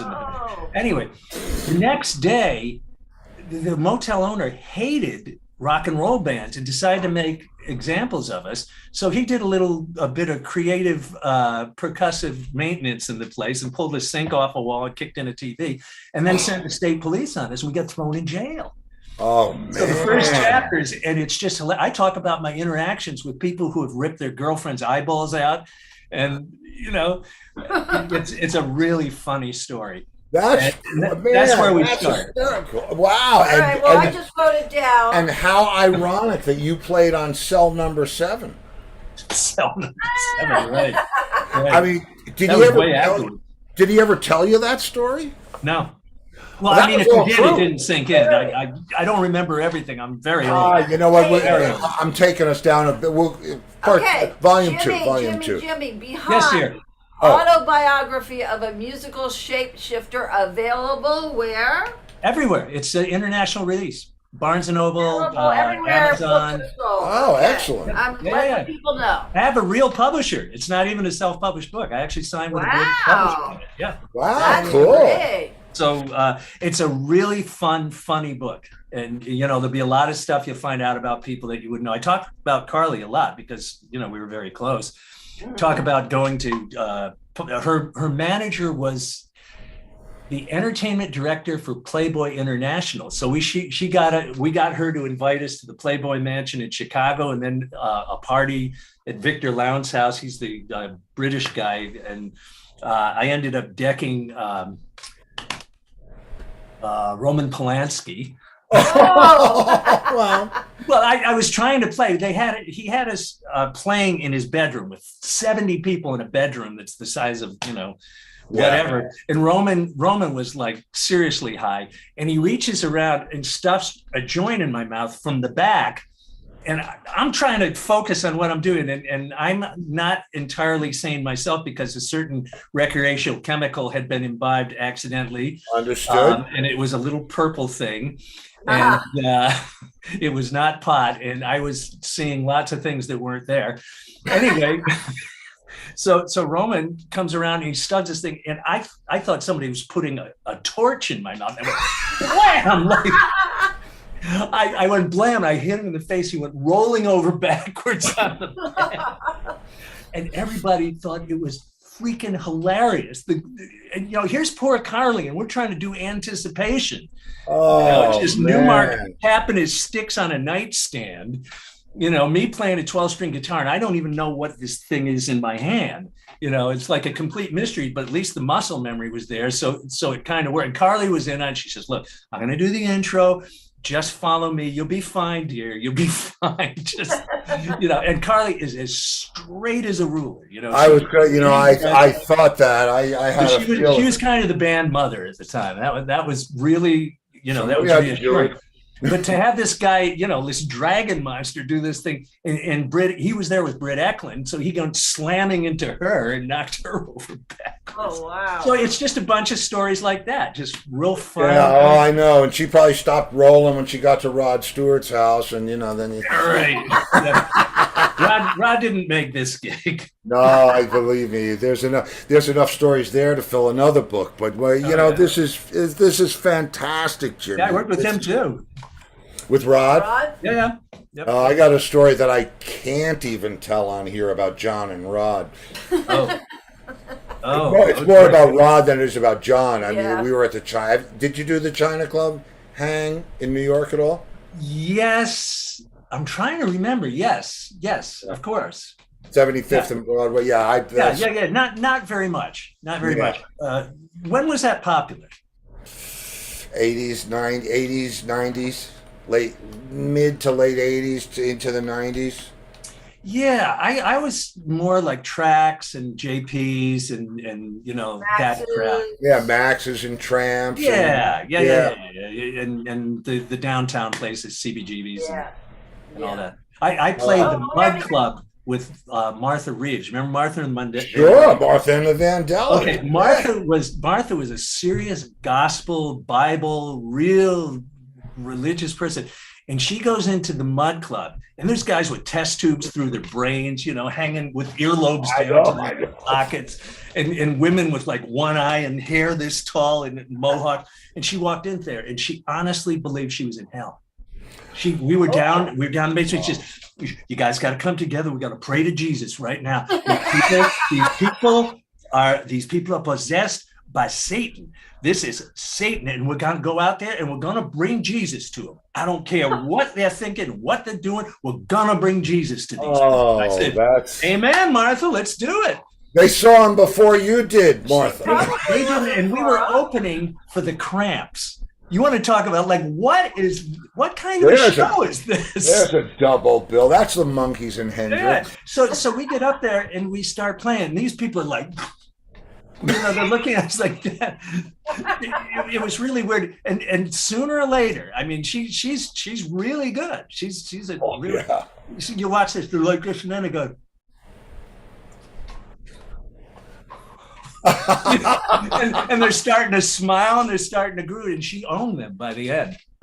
She brought Jesus to these people. She's Martha Reeves, man. And this was one jaded audience, man. This was the most FU audience you have ever seen, and she brought them to Jesus. Wow, yeah. That's what happens when Jesus is on your side. I guess. There you go. Because he must have been there that night. Yeah. That's all right. Amen. Okay, did Angus send you the questions? He did, and I don't recall, but I'm sure I can answer them. Okay, they're very easy. Okay. They really are easy. There. Fire away. We can just bang them right out. Okay. All the road trips that you've done. You're going back to that one place, favorite restaurant on the road. Oh, I can't wait to get back there. This is going to be an odd one. Wicker Park in Chicago Airport. Oh, okay. And the reason why is it's a fantastic Japanese restaurant, and I spent the last 10 years at what is the name of it? O'Hare Airport, because I fly from Cedar Rapids here in Iowa to O'Hare, and then from there to anywhere else, because Cedar Rapids is just a little place. So I would always get layovers there, and I would just pray that I'd be flying around noon, and I would go there and just have the best sushi and the best everything. I loved it. That's believe it or not, it's not the first it's not the first airport. Kishman. Yeah, Dallas Tony Airport. Kishman. Which airport? Dallas Airport. Oh, Dallas Airport. Yeah. So it's listen. You're the second one. If you get if you know you're going to land and there's something there you like, that's all it takes. Great. Oh, there's one other one, and I'm going to give this a second one. It's called Fernina's, and it's in Syosset on Long Island. Oh, I know Syosset. Exit 40. Yeah, exit 43. Well, 25A, I think. Syosset? No, I think that's anyway. I'm talking about the road that goes through Syosset. Yes. I was talking of the exit off of 495. Yeah, no, it could be 43. Sure. Yeah. It's just a wonderful kind of French American, just real high end, wonderful food. Wonderful. Is it still there? Yeah. Mm-hmm. And what's it called again? Frenina, F-R-A-N-I. Frenina. I think it's a combination of Fran and Nina. I think the guy's name is Francis and his wife's name is Nina or something, so it's Frenina. Well, we have a lot of New York viewers, Long Island. Yeah, but you've got a ton of people out, so okay, great. Frenina's great. Tell him Jimmy sent you. That's right. Right, exactly. So, I mean, I didn't even get to Frank, man. Did you got some Frank experience? Or am I? Frank who? Frank, am I wrong? Frank who? Frank Sinatra? Why did I see that? No. I have no relationship to. Okay, to never mind. Sorry, wrong gangster stories. You're right. Frankie Valli made it. There you go. Yes, Four Frankie seasons. Valli. No, well, the Hitmen were 3 of the 4 seasons. My band, the Hitmen, 3 of the 4 seasons were the starting part of that band. But then Jerry Polci, who sang "Oh What a Night," he left. Don Ciccone, who sang "Who Loves You," met a bazillionaire, married her, and he left. So then we only had Lee Shapiro, and he was there till the end. He arranged those 2 songs. They were the 70s 4 seasons. So for most of that time, we had more 4 seasons than Frankie did in his band. He only, he had like just summer. Yeah, well. You had the rest of the seasons. Yeah, right. He was in Florida. Took me a minute. That's it. Listen, take time. We, not like we didn't run over. I'm a little slow. That's okay. Okay, question 2. Yes, question 2. Set list comes out, and there it is. From any time period, any band, favorite song to play live. Kashmir. Oh, yeah. Kashmir. But in the oddest circumstances. While I was doing TV scoring, I didn't want to stop playing live altogether, but I was spending all the time in the studio writing for NBC and CNBC and all these people. And I had a friend who was a jeweler who happened to have a fantastic voice. And he said, why don't we just get together and play? And I said, yeah, that'd be fun. He was an okay guitar player, but good enough. And we put this duo together. I had good arranging chops, and I kind of worked things out so that if we wanted 3-part harmony, I would fake it by playing the 3rd part harmony on the guitar. And people would hear us doing Crosby, Stills, and Nash songs, goes, where's the 3rd person? How are you guys doing that? So it was really fun. And I said to him one day, I said, let's do Kashmir. He says, no way, we can't possibly do that. I said, yes, we can, and we're going to. And so I took his 12-string guitar and tuned it down to D, and it sounded as big as a house. I did this huge chordal thing, and people would look at it and go, how the hell are they doing that? And I had a big subwoofer that I used, and I would hit the top of the acoustic guitar. Oh, cool. And the subwoofer would just thump like a huge bass drum. And he sang, he sang like Zeppelin. There you go. I completely forgot the lead singer's name. Right, Robert Plant.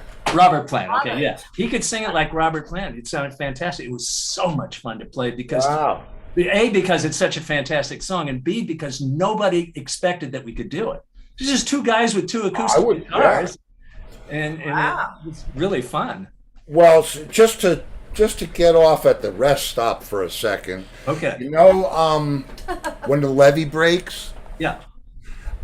Somebody, people always send you the links. Oh man, check this out. And I never check them out because half of it's probably a virus. But this one thing was John Paul Jones redoing When the Levee Breaks with like all these world musicians. If you can see it, it will it'll tune your banjo, man. I'll look it up. And he's got Derek Trucks playing the lead on Sly. It's awesome. Oh, you got to check it. I'm telling you, it's great. It's great. Is it on YouTube? Yeah. Okay. When the Levee Breaks. Yeah, when the Levee Breaks, John Paul Jones. It's okay. You'll find it, man. He was so underrated. Oh my God. The what he did in that band. He was like 12 hands and keyboards, bass, mandolin. And everybody talks about Page and Plant, and hello, what about this guy over here? And Bonham. He was the John Entwistle. Did you ever see the photographic book that their band photographer put together? Yeah. Yeah, and he talks about how they kept telling, no, just Page and Plant. You want to get pictures of Page and Plant, and then Bonham found out about that, and it was a tense band meeting. Wow. What the? Wow. Well, I have a couple of Led Zeppelin stories too, but do you know who thought it came up with that name, right? I thought John. Oh, okay. All right. John. Because they were doing something. Yeah, that'd go over like a lead balloon. Yeah, they were Led Zeppelin. Yeah, they'll go Led Zeppelin. Led Zeppelin. But Richard Cole was their driver at the time. Okay. And Richard Cole went back to Page and said, they're not into it, but they came up with a kind of a cool name. All right. Yeah. It's all so weird how it's connected, man. It's The just rest is so how they weird. say history. Yeah. Yep. Okay, so let's hustling right on down to try to make it in at least 1.5 times too long. The set list comes out and there it is. You don't ever want to play this song again. Younger Girl. What is it? What was it? My first hit with the Critters. I must have played that song 1,000 What was it called? What was it? Younger Girl. Younger Younger Girl. Girl. Keeps a rolling across my mind. And Right. I mean, it has a particularly nasty history for me. I'll try. What are we okay with time? Or are we like? Yeah, go ahead. Yeah. Fine. Yeah, you can edit it out if you don't. Nah, but don't worry you're about it. Nah, live, this is So yeah, we, this is we live. had we had recorded Mr. Dinely Sad first, and Artie Rip, our producer, said, I love the song, but he says I don't want to introduce you guys with that. You need something a little more commercial. I said, yeah, fine. What? We've written all our own songs. He says, you haven't written a hit yet, though. I go, oh, fine, nice. So, and he was right. I just didn't think so at the time because my ego was like bigger than Right, of course, So he comes in with Younger Girl. It was on the 11 Spoonfuls first album. And we all listened to it. We say, yeah, okay. It's a good song. He says, so let's do it. So we do up a version. I'm the lead singer of the thing. And at the end of the session, he says, yeah, it's okay. I think we're going to do it again. I went, what's wrong? He said, we just haven't got it yet. We come in the following week. I'm at Villanova now. All right. So I have to come in from Philadelphia to do these things. Right. So we come in the following week. We do another version. We change the arrangement a little bit. He's going, I don't know. Go back to Villanova. Oh, he says, we're going to do another one. I said, no, we're going to pick one of these two. And I got really nasty with that. I said, this is bullshit. These are good. And I don't particularly like the song anyway, but yeah. And he's just listening to me, doesn't say a word. So the following week, Don Ciccone, who was the lead singer in that band, also he was the one in the Four Seasons. I called Don up. He was my roommate at college and he dropped out. So he's doing music full time. So I call him up and I said, so which version of Younger Girl did they pick? Are we still doing that? And he's kind of quiet on the end of the phone. I know where. I go, what's up? And he says, wow, Artie didn't call you? And I said, call me about what? He says, oh man, we did another version of it. I said, who is we? Oh. I said, who is we? No, Chris, Kenny, none of us heard anything about this. He goes, no, Kenny was there. And I went, wait a minute. Where was I? He says, oh, we use studio musicians. I said, you what? Oh. Now, I'm a serious guitar player. Even then, I was a serious guitar player. You call, what? And he says, oh, no, I think you're really going to like it. I said, okay, fine. So when do I come in and do the lead? Silence. He says, well, actually, I did it. I said, oh, give me a break. What are you talking about? He says, well, Artie thought he might want a different sound on this. And I'm ready to send a missile down the phone line. I'm guessing, man. yeah. And I'm just blowing a gasket. And then he played it for me and I went, oh, shit. It really is good. And I listened to it and I said, I hate this. And then my sister, a few weeks down the road, my sister calls me up. She says, you're not going to believe this. And I said, what? She says, I'm up in Boston. You're the pick hit of the week on WBZ. And I said, that's it. It's a really good song. I love the version. Man. And the rest is history. But it was a mutiny. I opened my big mouth and I told him I wasn't going to do it. He says, fine, don't do it. We'll do it. Oh. Wow. I got a good lesson in humility on that one. And after that, Mr. Dinely Sad came out, and I played on that, and did all the background vocals. So listen, you know what? You did okay. You did fine. in the end, and that's a lot of this is in the book. It's I am not shy about telling the hard lessons. And I'm not shy about young musicians, check your ego at the door. Do not bring it into the studio. Nothing good comes of that. Nothing. That sounds like a really good book. Yeah, it sounds like a really good book. Yeah. 69 5-stars. Really? Yeah. Well, actually, no. There's 1 or 2 4-stars, but all the reviews. It's a huge critical success, and the reason I'm doing these interviews is to try and get some of the financial success going too. Well, you should probably, success, when we do part 2, you should probably read your favorite story. I will do that. I'll read, Okay. I'll read you the Playboy story. That'll be the fun one. There you go. And I've done the mansion, so I can. Oh, okay. Yeah. Chicago or London? No, I did LA. I did L.A. Oh, L.A. Okay, yeah. Oh man, and that's a whole nother story. Hugh Hefner was trying to sleep, and we're playing, and it's like you're not sleeping through this. He was very old. And some big bouncer comes over to me or whatever he was. I play, I play with man sticks. Yeah. And he comes over to me with rods and says, "You guys got to play a little lighter." I said, "Those are not going to make it to the second verse." And by the time we were done with the song, they were like this big, but it was. Yeah. But that was a crazy place with the monkey cages and the animal. It was nuts. Oh yeah, Chicago is tamer than that. I'm sure. Yeah. I never made the LA one. It was way over it was muscle cars at the mansion. So it's all girls and hot rods and crazy. And they were the band. And we were the band. Yeah. Wow. What was it? Just a regular Playboy party? It was just that event, whatever that was, the muscle cars at the mansion. It was like okay.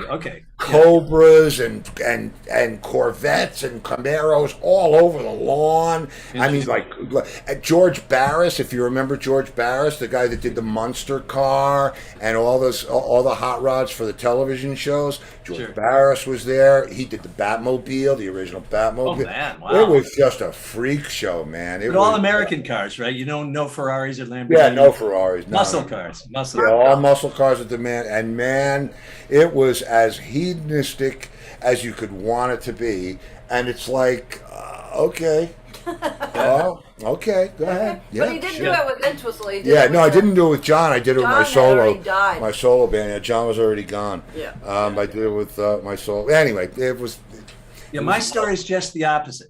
The Chicago, I won't tell you now. Maybe we'll talk about it later. Yeah, no, part two. We got to make notes. We just showed up with Arlene, Carly's manager, who's knew everybody there, and our host was Shel Silverstein. The famous writer. Yeah. The very, very, very concentrated thing is, if there's no party going on, the women of Playboy are not allowed to have any interaction whatsoever with guests, and that means no eyes.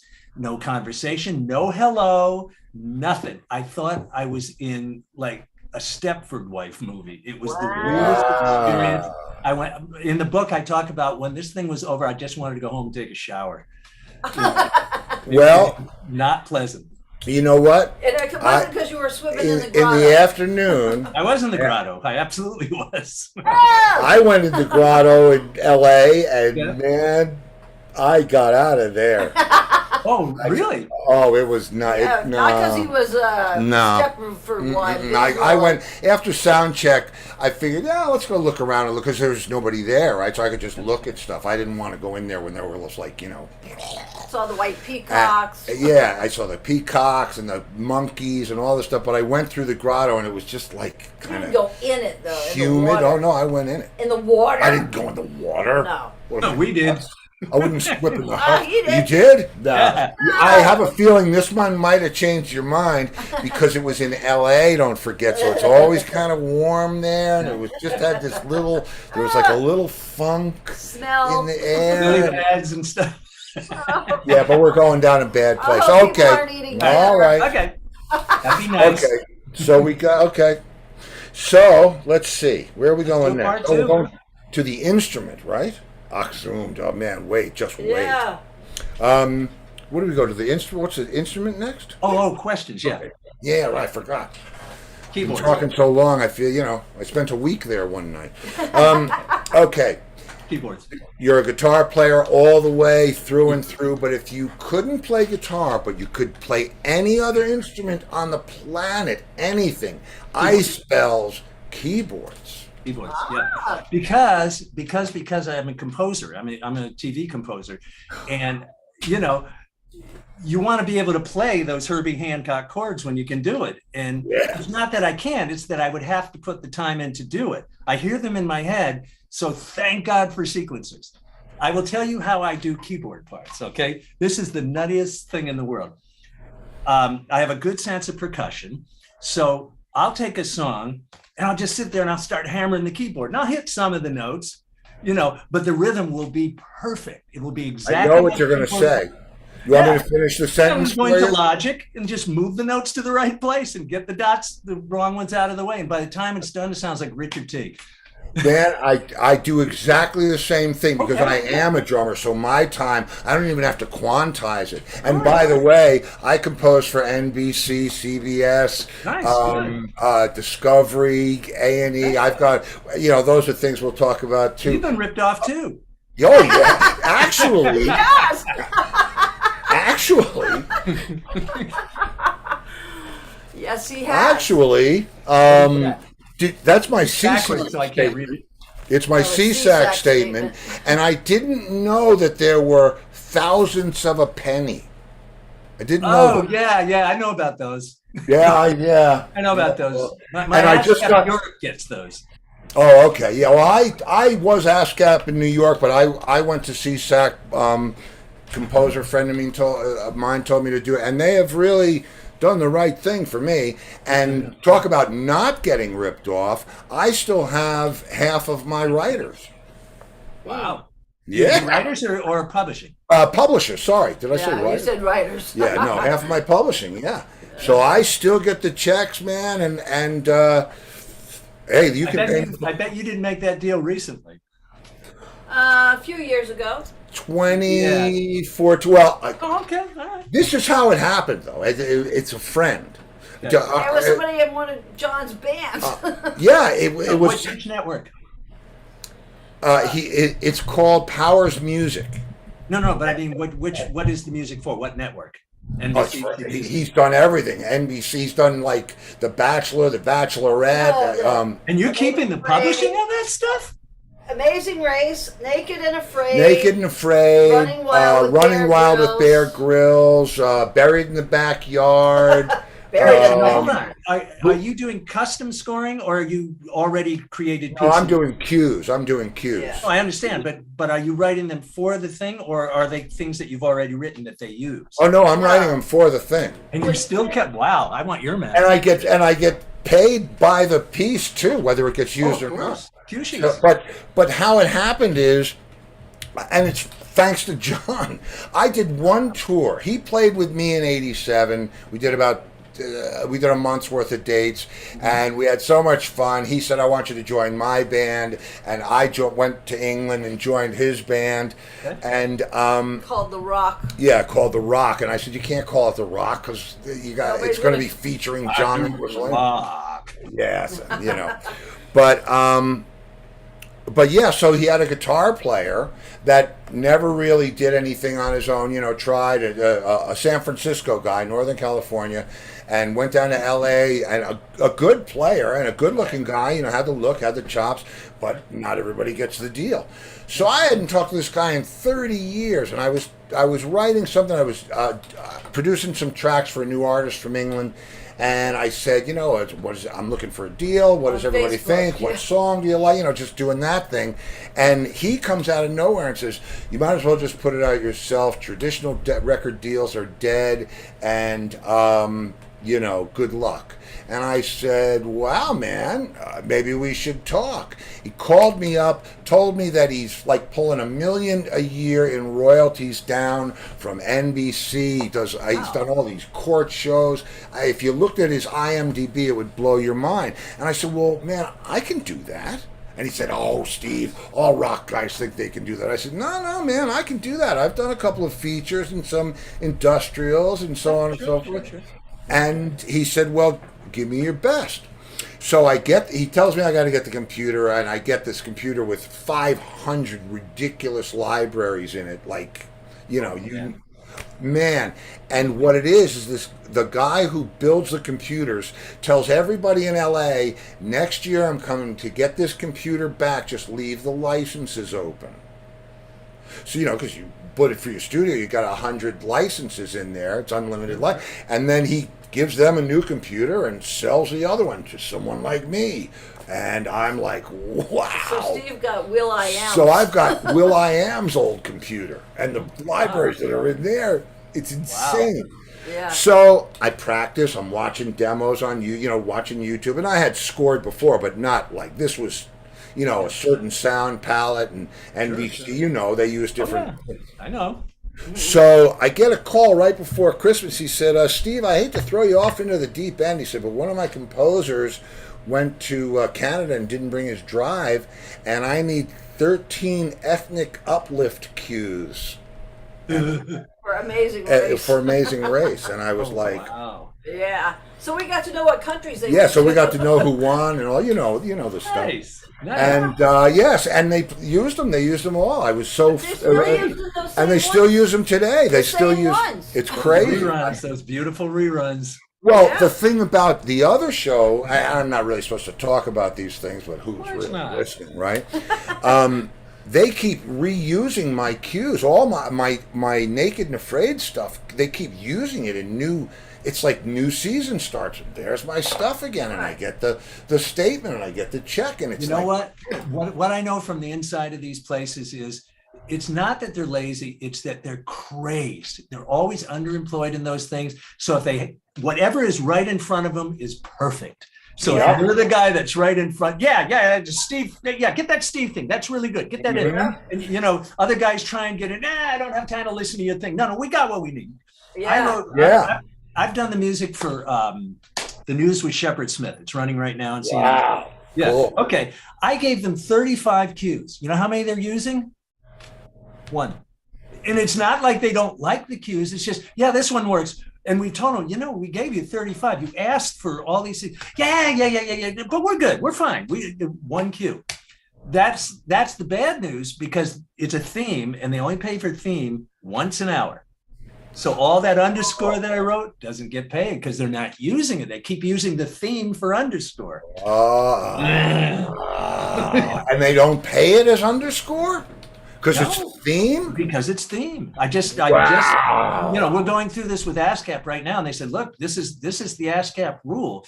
It is a theme. The song is named main theme. The fact that they're using it as underscore doesn't matter because it's the main theme. And we're like, wow. We wrote all kinds of bumpers. Don't take me off into that conversation. Wow. So I don't know what I'm going to make on it. They forgot to do cue sheets. So this was done in October of 2020. I still haven't made any money on it. April, they're going to pay us for the whole time. So I don't, it could be a sweet April. Oh, I hope it is, man. I hope it is. It runs a lot. I mean, it's at 7 to 8 every weekday. Then it runs again at midnight. Then it runs again at 4 o'clock in the morning since 2020. That's a lot of shows, and it's an hour-long show. So it could be good.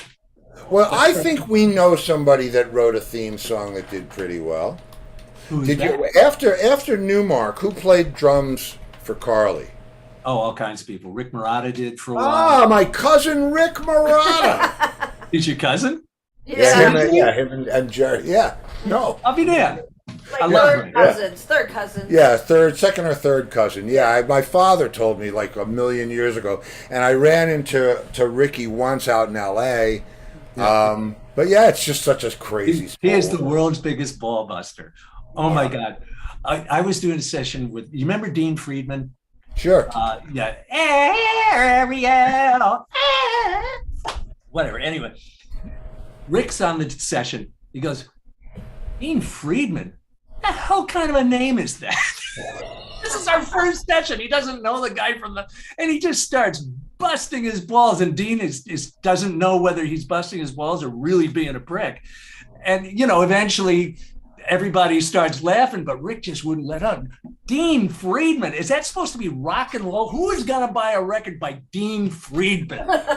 Wow. Oh, God.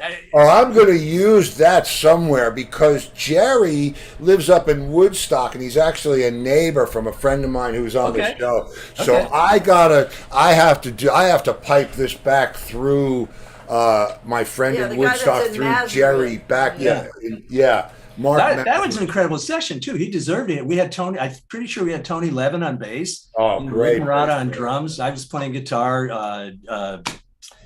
Dean himself plays piano. Hey, Friedman. Oh, I can't Dave wait. Friedman! I cannot wait for this prank. I'm going to take my time with it, and I'll keep you He posted. won't even remember. He lives in that state, so Yeah, I guess. he's Yeah, not I gonna remember know. he busted anybody's chops. Man, I mean, It must run in the family. yeah. Oh, is Jerry a ball buster too? Oops, No, I think Steve she's is. talking about me. Oh, I see. Believe me, I know how to. It's a drummer thing. Yeah, I guess. No, it's not actually, because Andy Newmark, I've never seen him bust anybody's balls ever. He's like the nicest, politest guy in the world. The rest of you lot. Well, yeah. I mean, that's what it said on when I filled out the thing. That's what it said. Anyway, my last question before I let you go and call Angus up. Come back. Yeah, you got it. Promise. Free for all Friday, we do every Friday. It's the same key to get in. You come in for 5 minutes. Don't come Or in at stay all. in Come the in whole for the whole hour. Okay. You will meet more people in there that you probably know. 1 degree of That'll be separation. fun. Yeah. Oh, it's so you're always welcome. I'll have Angus send you that. Yeah, we I'm can also talk going to about- have him reschedule part 2 because we Okay. gotta do. Love it. Love it. I mean, we did Ent Whistle all night. So that's, Yeah, I know. Yeah. but it had to be done. We'll read a chapter. Yeah. Got to read a chapter, Yeah. and incidentally, I have in handwritten form how I got it. The first 3 chapters of John's book, handwritten. That never came out. That never came out. Never came out. Wow. Yeah. That's It, pretty was, it starts off. It was the best of festivals. It was the worst of festivals. Okay. Yeah. Wow. So yeah. All right. So let me hit you with the last Yep. question. This is a Okay. good one. Right. If you could do one show live with anybody or any group of people, living or dead, who would it be? Oh boy. Yeah. Wow. This is another 20 minutes, right? Yeah, I should have done my homework on that one, because that I got to think about. I mean, again, one of the first things that comes to my mind would be Zeppelin. Zeppelin at Madison Square Garden would be kind of fun, Yeah. or the Albert Hall or someplace like that. As a second, boy, I played with the Doors. That was kind of fun. Wow, that's cool. Yeah, I was their bass player for 10 minutes, and then I quit. Really? Yeah. That's got to be. That's where That's where for part that- 2. That's for part 2. All right, Yeah, part part 2. two. You Okay. got it. Densmore and I became good buddies. It was fun. Ah, that's excellent. Yeah, he's cool. He's still around, John Desmond. Yeah, he is. Yeah, good. Oh, good. Yep. Okay. And All Derek's- right, well, we will definitely pick this up, man. I knew it was going to go this way, but I had no idea.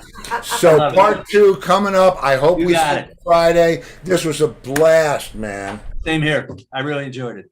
Thank The you viewers so are much. saying Yeah. yes, part 2. So the viewers. And you got to give your wife a mic, for God's sake. She can't be yelling from the sidelines. No, I have a mic. I have she's a got mic. a mic. If Oh, it's much quieter than yours, though. Yes, I have one. well, Does she have a face? I'm sure she has a face. I She do, does, but I don't want to be seen do or you heard. Do you know the artist? Sia? Yeah, sure. Okay, she's no Sia. Oh. Ba-da-bum. Can't see ya. Yeah. No. See ya. Yeah, exactly. No, yep, no. I mean, I'll send you a picture. She's Okay. pretty. I love her. But there you go. We've been Hey, together man, 40 Jimmy, years. thank you so much. I can't You're wait welcome. for part 2. All right. We'll do. All right, and, so Angus will get in touch with me and we'll book something. yes, Yeah. and Friday, any Friday, every Friday, whatever you want. You're part of the family. What's the link? It's Same the one. same one. Oh, okay. All right. Very Yeah, good. makes it So I just easy. pop on. And what time? Yeah. Same time, anytime between 7 and 8. Perfect. Yeah. I mean, with COVID, the Friday and Saturday nights are pretty boring these days. So. And man, let me tell you, the guys that are, if you don't know somebody that's in there, it would blow my mind. One of our regulars is Booker King, New York, just a monster bass player. Plays with Corey Glover. Plays with Corey Glover, and he was in a band called The Trend. And then there's a couple of sound guys that have been out with everybody, front of house guys that have been out with everybody in the and world. a front of house girl, Mousy. Yeah, and Mousy, our front of house Mousy. lady. Yeah. Okay. I Lindy wonder. Kotke, who was in the Yeah, the Good bass player. Rats. You remember the Good Rats? Yeah, I do. Yeah, the bass player comes in. Okay. He lives in Antigua, so he's I don't know all- any of these guys, but this would be a great time to meet them. Oh, Yeah. that's So come you on know in. what? And Angus will be there. It's just right, and Angus will be there, and it's Yeah, fun, cool. man. Yeah, Yeah. Angus is a guitar player, isn't he? Bass player. Bass player. Bass player, right. Yeah, he told me a story about a Billy Joel gig that got sabotaged by his. Oh, Yeah. that broke my heart. That was just like, come on, Madison Square Garden with Billy, and no, you can't have my bass player. Oh, Oh. Well, I've got a few of those for you. Yeah. I got a couple of heartbreakers for you, but Okay. All right. not for tonight. Anyway, man, Part Jimmy, two. this was just what a start. We might have to do 3 parts, but definitely. Look, I'm around. As I say, COVID makes things boring. Let's do it all. We'll do Oh whatever. no, man! Then you know what? We'll have a I'm having special. fun. Yeah, no, it's a blast, and All right, man. it was great to see you, and I can't wait to see you again Friday. I'll reach out to you because I'll send you some stuff. I'll send you some stuff. Sounds good. Yeah, we'll All have right, some Steve, fun. nice talking to you. And you, Jimmy. Take Bye, care, Jimmy. man. Thank you, Bye bye. And what is your wife's name? So I don't. Lori. Lori. Bye, Lori. Bye, Jimmy. Okay. Talk to you soon. See Bye. you maybe Friday. Yep. See you Friday. That was great.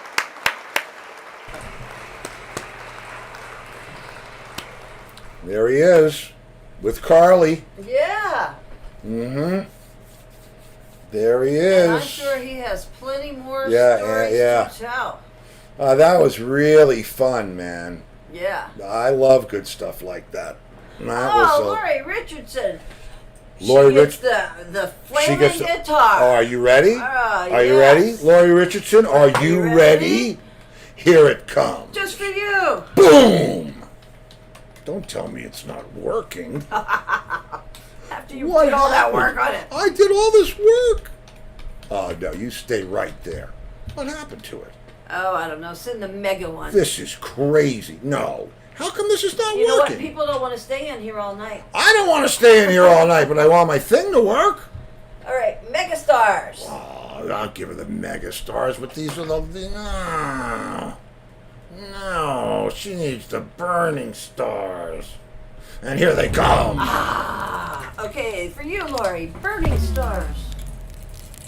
Meanwhile, I blocked 4 hackers tonight. See that? Huh? Lori? Woo! You rock!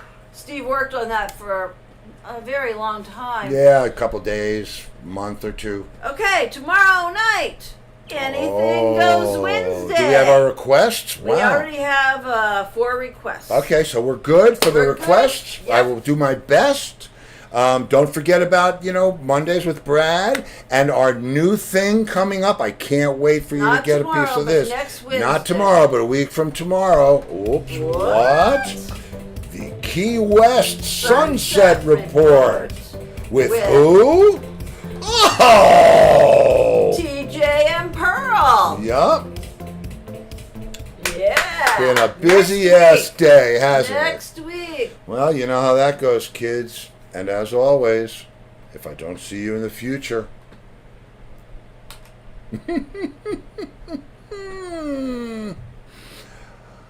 I'll see you in the pen. No, you can't have that part.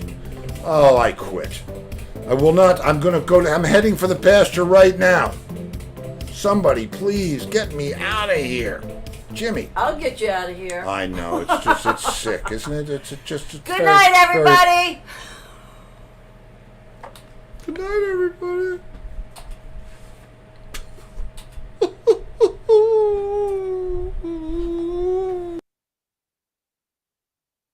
I just got kicked.